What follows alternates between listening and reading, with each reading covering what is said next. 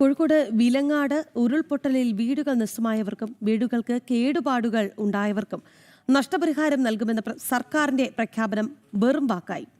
ദുരന്തം നടന്ന് 2 വർഷമാകുമ്പോഴും പാതി ആളുകൾക്ക് പോലും നഷ്ടപരിഹാരം നൽകിയിട്ടില്ല. ബന്ധുവീടുകളിലും വാടക വീടുകളിലുമാണ് ഇപ്പോഴും ഇവിടെ താമസിച്ചിരുന്നവർ കഴിയുന്നത്. ജനം ക്യാമ്പയിൻ തുടരുന്നു. വിലങ്ങാടിന്റെ വിലാപങ്ങൾ. ഒറ്റ നിമിഷം കൊണ്ടാണ് പ്രശാന്തസുന്ദരമായിരുന്ന ഒരു ഗ്രാമത്തെ ഇരച്ചെത്തിയ മലവെള്ളവും വലിയ പാറകളും ദുരന്തഭൂമിയാക്കിയത്.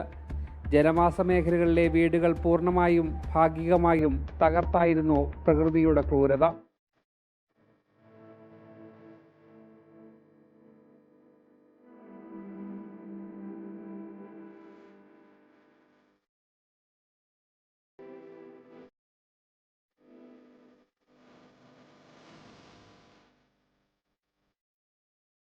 ഇരുപതോളം വീടുകൾ പൂർണ്ണമായും തകർന്നു.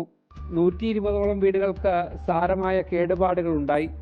കഷ്ടപ്പെട്ടുണ്ടാക്കിയ വീടുകൾ വാസയോഗ്യമല്ലാതായി. വാടക വീടുകളിലും ബന്ധുവീടുകളിലുമാണ് ഇവിടുത്തുകാർ ഇപ്പോൾ താമസിക്കുന്നത്.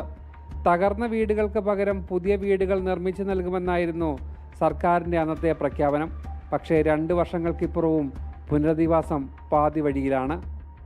വിലങ്ങാട് മേഖലയിൽ ഏകദേശം 100ഓളം ഉരുൾപൊട്ടലുണ്ടായി. 18 വീടുകൾ പൂർണ്ണമായും 120ഓളം വീടുകൾ ഭാഗികമായി നഷ്ടപ്പെട്ടു. അതിൽ കേവലം 41 വീടുകൾക്ക് മാത്രമാണ് ഇവർ നഷ്ടപരിഹാരം നൽകിയിട്ടുള്ളത്. മറ്റുള്ള വീടുകളിൽ നിന്നും വാടക വീടുകളിലും മറ്റു ബന്ധു വീടുകളിലൊക്കെയാണ് കഴിയുന്നത്.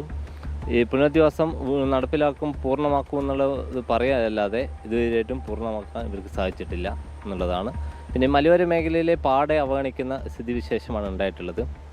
കഴിഞ്ഞ സർക്കാർ ഒന്നും ചെയ്യാതെ പോയി. ഇപ്പോൾ പുതിയ വന്ന സർക്കാർ ഒരു പദ്ധതി, പ്രത്യേക പാക്കേജ് ഇവിടെ പാസ്സാക്കി എന്നുള്ളതാണ് പറഞ്ഞത്. പക്ഷേ 1-ാം ഘട്ടത്തിൽ കേവലം 5 കോടി രൂപ മാത്രമാണ് ഇവിടെ പാസ്സാക്കിയിട്ടുള്ളത്.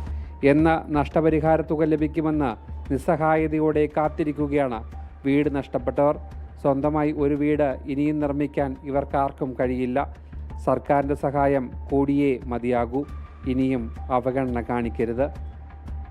ക്യാമറമാൻ സന്തോഷ് മണ്ണാർക്കാടിനൊപ്പം അരുൺ കൊടുങ്ങൂർ, ജനം, കോഴിക്കോട്.